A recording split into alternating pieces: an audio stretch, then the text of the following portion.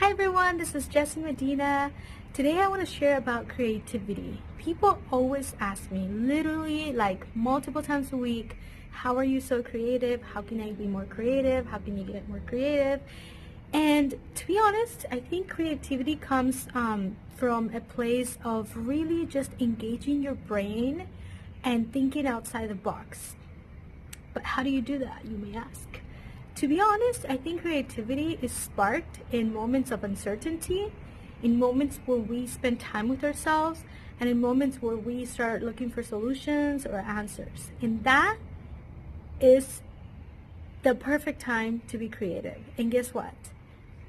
This is the perfect time to be creative and to nurture our creativity. So, having said that, I'm going to share some ways that you can nurture and feed your creativity.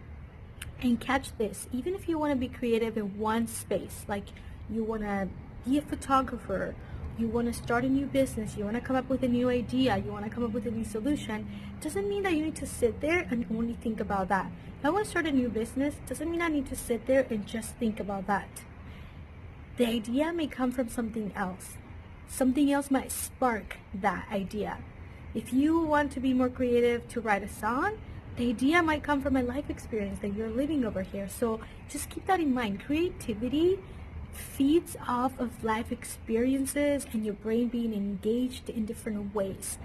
Having said that, I'm going to share a few things with you of how you can be creative while being at home and continue to nurture your creativity and continue to just create.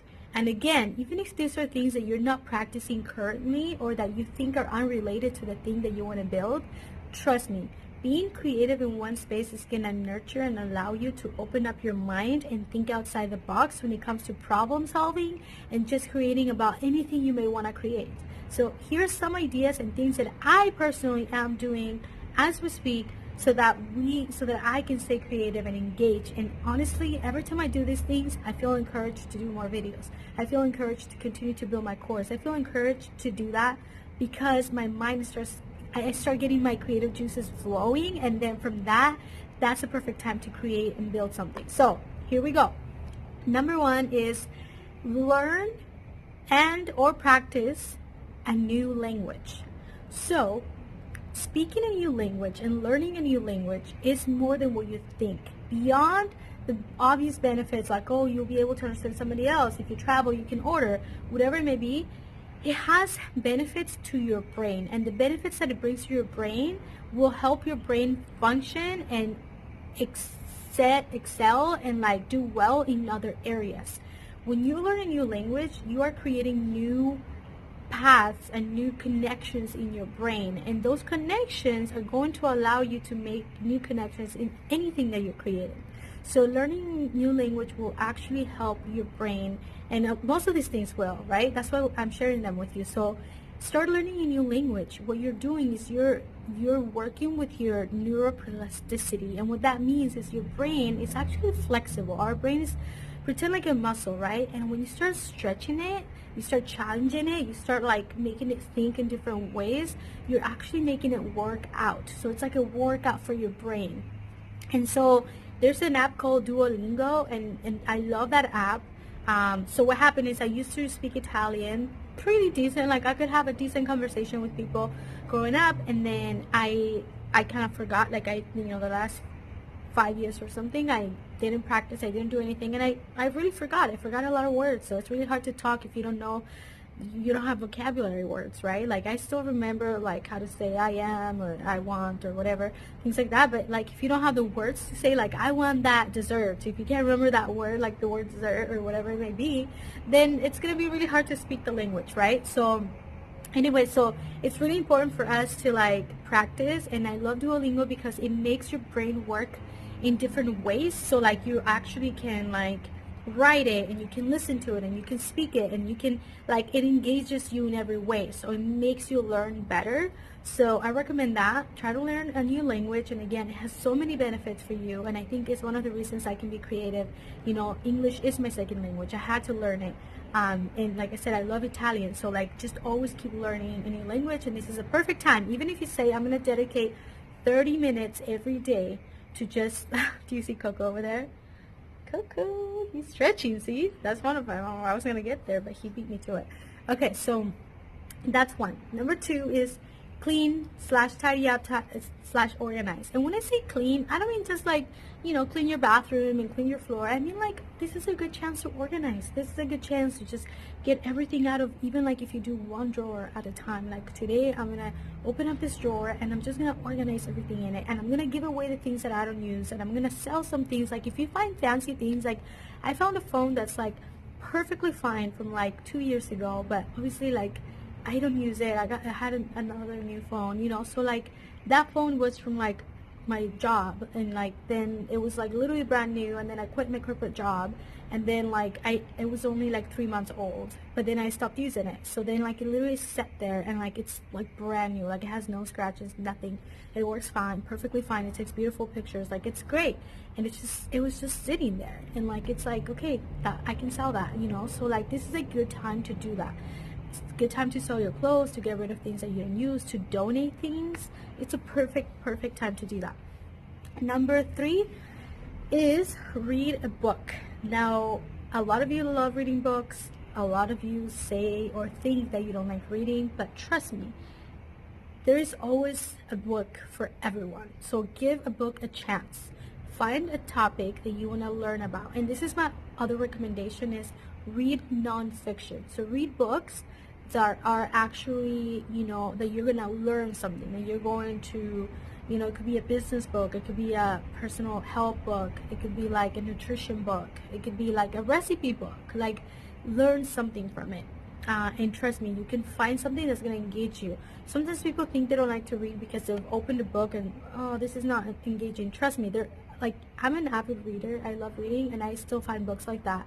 So if me seeing that made me think like, okay, I hate reading, like I wouldn't be the reader that I am. But I just understand, when you get a book like that, it doesn't mean that you don't like reading. It just means that you haven't found the right books for you, that you haven't found the right authors. So the more that you are trying to find the right books for you, the better chances of like finding the ones that you like, finding the authors that you can relate to and that you like their writing style. So just give it a chance. Just really like find a book. There's also Audible, so it's a good time. Like if you can't really stay reading, Audible, you can listen to a book. I'll put the link to all these things in the description, but Audible is a good way to just like sit there if you're cleaning or something, and you can listen to it. So that's really good.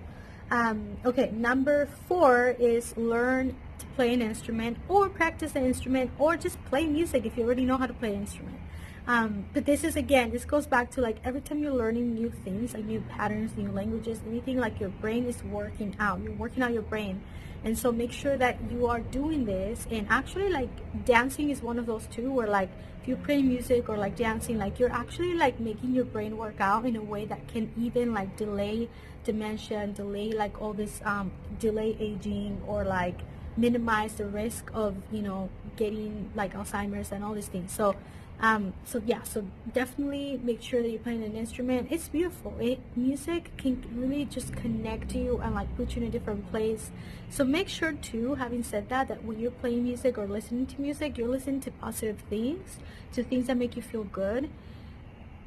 Trust me, music has such a huge impact. Like it's used in therapy, like there's music therapy, there's music for like so many things. And so like trust me that there is also music that's gonna put you down, or it's gonna put you in aggressive mode or like depressive mode. So make sure that you're not listening to music like that. If you like those songs, also look at your mental state, look at your emotional state, because chances are that if you're listening to that music, big chances that you are already feeling depressed, you're already feeling aggressive or whatever, negative emotions, and music could be playing a big part in the way that you're feeling. So make sure you're listening to the right kind of music. There's music that can uplift you. There's music that can make your brain work out, like even just listening to it, like classical music. So I also recommend that you listen to that, or go to sleep to classical music or to something relaxing that's going to help you sleep better. Anyway, number five, number six. Here, I'm gonna like, give me a second. I'm gonna put numbers on these because I wrote them down because I knew I was gonna like forget like on the spot. And so now I wrote them down, but I didn't number them, and now I don't even know which one I was on.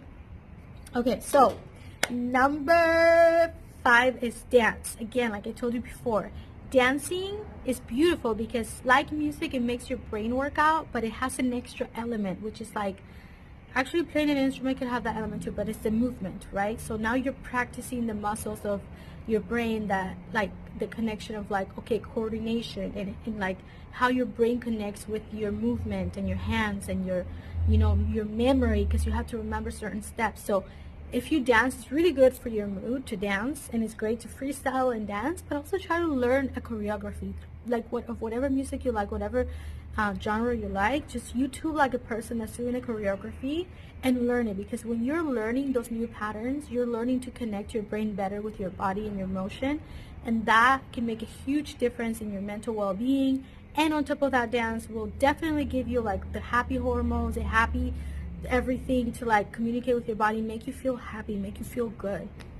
Okay, the next thing is number 6. Number 6 is find a hobby. Find something that you're gonna like, that you like doing, or like maybe you don't know that you like it, but just find something that you like, or that you used to like, or you used to do when you were younger and then you didn't have time anymore to do it. It can be anything. It can be like little crafts. It can be anything. Like literally, like it could be like painting furniture, like it could be like making pillows. Like there's so many things that you could do. So like just find a hobby, find something crafted to do. Number 8 is do art, which is similar to find a hobby, but just do art, paint, draw, color. So I have coloring books, and back in the day when I was really busy and like we didn't have this extra time, that was one of the things that would help me stay calm. Like if I was really really busy and my brain was foggy and I had so much going on, I got a coloring book, and I got like a big thing of like big case with like lots of coloring pencils, like 50 coloring pencils or something. And it was like what, $5 on Amazon. And then I even got markers too, and I got I altogether maybe I spent like with the color book and everything like $30, and I still have it. Like they have so many pages, like you won't run out of pages. Like, but like I would outline it with the markers and paint color, and like it took me to a place of like calmness, and a place of like creativity, and a place of like being a kid almost. Like I started remembering random little things of when I was a kid and I was coloring. Like I remember this one time when I was in kindergarten coloring, and I remember this one time when I learned to draw within the lines. So like all these things like help you stay calm, but also like it helps be creative. Like having to think about like, how am I gonna color this? What is it gonna be bright? Is it gonna be happy? Is it gonna be monotone? Like what am I doing? So like it's beautiful, like gradients. You can get really creative with it, and it's just honestly fun. There's a reason why kids like this. I mean, let's think about it. It's hard to keep kids' attention, and this is one of those things that keeps their attention. And it's because it is entertaining. So try doing that. And then number 9 is vision board. So here's why I'm saying that. So I host a vision board workshop every year. I do a few like in January, and they are amazing. Like every time I started doing vision boards, everything that I put on that vision board like happened, everything. So it's beautiful, it's amazing. What happened is that when I did the vision board for this year, obviously there's things that I couldn't foresee, right?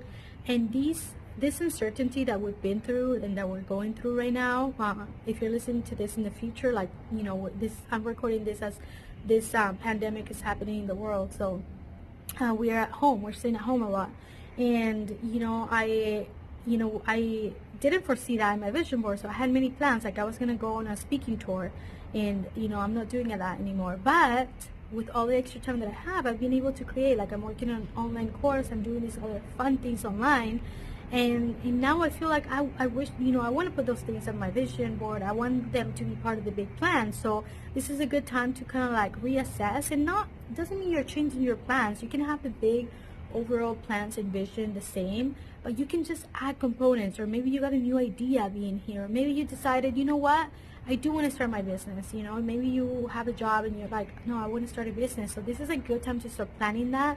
But it's really good to start with a vision board, because then you can look at the full picture blown up and like right in front of you, in like the way that it's gonna make you feel. Like when you see those things on that paper, like it makes you feel a certain way. Like when you see something that you want and you see it there, it makes you feel the joy of having it almost, and so it helps create that. Okay, so do a vision board, and it can be anything. It can be like even envisioning yourself healthy and with your family and at the park and like at the beach.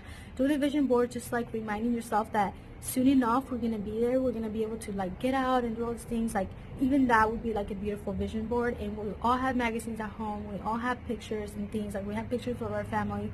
So do a collage, do a vision board of like those things that you're missing right now, or that you want to start, or that you want to do and create.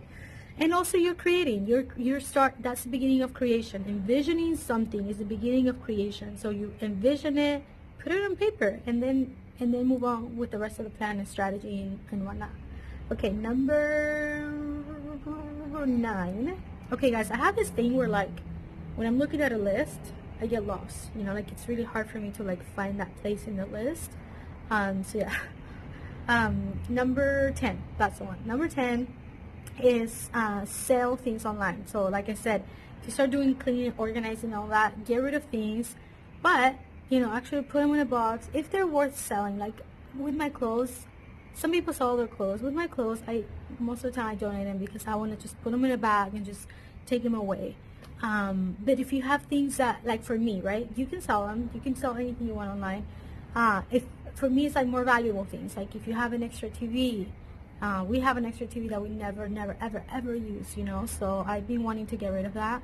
But if you have like I said, a cell phone or something that's a little more valuable, that a camera, an old camera that, like, I have a really nice DSLR camera that I don't use, so I'm actually thinking of selling it because I love my phone. I have the Galaxy phone, and like everybody always asks me like, what do you use for your pictures and your videos? The quality is so good, and it's my phone, and I love it because I take it everywhere. I obviously use my phone for everything, so it's like one device, one gadget for everything, and it's light, so obviously like I don't need to use a DSLR camera anymore. I'm recording on my phone as we speak. So anyway, so sell things that are valuable, you know, but you don't longer use. And let's see, then number 11 is get ready. This is your time to get ready. And when I say get ready, like if you're a woman, we are so creative, but we don't sometimes get to play around and get to know our face and our body and our hair. Like for example, my hair is naturally curly, right? But sometimes when I was really busy, it was easier to straighten it the night before because I knew I could just wake up and like it would be done. And then I could wake up the next day and it would be done. With curly hair, it's tricky because like sometimes it looks good and then you wake up the next day and it's like, oh, and then like you have to like do it every day.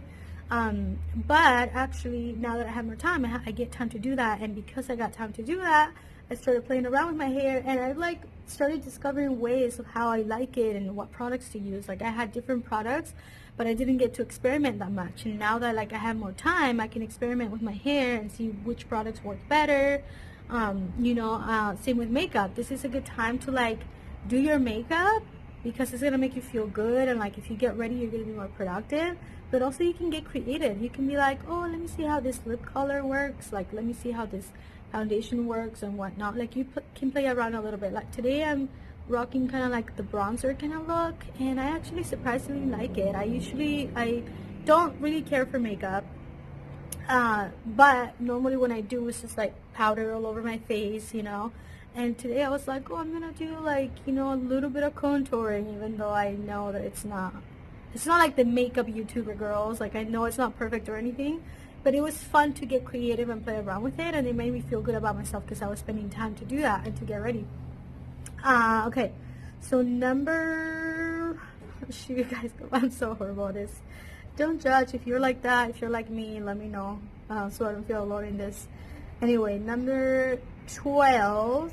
Let me back up to number 11 too. You can even play around with your outfits, because what better way to get rid of things that you don't use than like if you're not sure about something, just try it on, play around.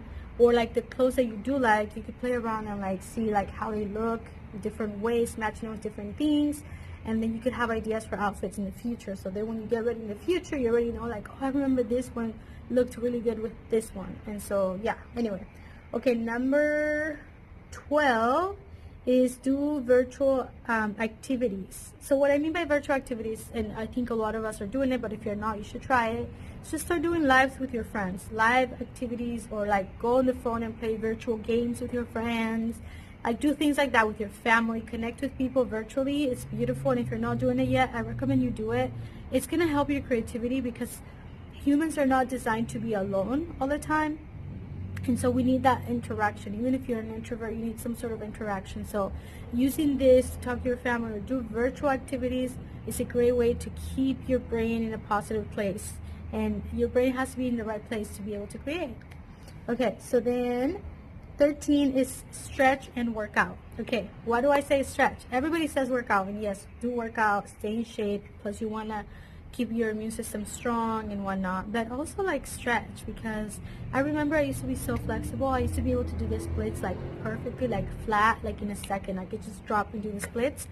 Now I'm not as flexible anymore, and it's because the only difference is that back in the day when I used to dance, and so I would do the splits every day. That's just part of your stretching, and like you just stretch every day and every time, and you actually stretch multiple times a day. So it's practice, right? So this is a good time for you to just practice. Just like try stretching 15 minutes a day, or like even 15 minutes in the morning, 15 minutes at night. I haven't been doing this one, but I'm going to do it because I do remember how great it feels. And like I said, when you're healthy, it's easier for you to focus. When your brain is free from like anything, like pain, being out of shape, being discouraged, anything, it's in a better place to create, and to create beautifully. Okay, then let's see. Number 14 is home spa day. Sorry, I'm gonna read.